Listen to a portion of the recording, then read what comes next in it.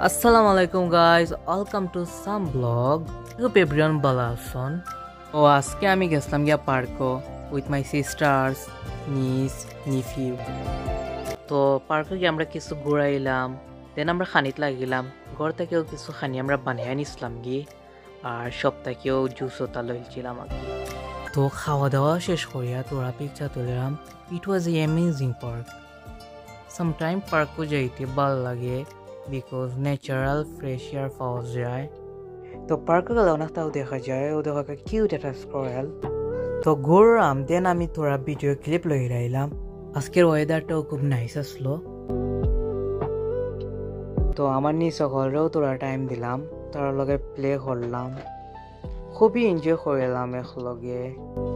দেন আমরা ওখানে মাঝে দেখলাম রাজবাড়ির গাছ, তো আমরা সকলে মিলিয়া ফাড়িয়া খাইলাম।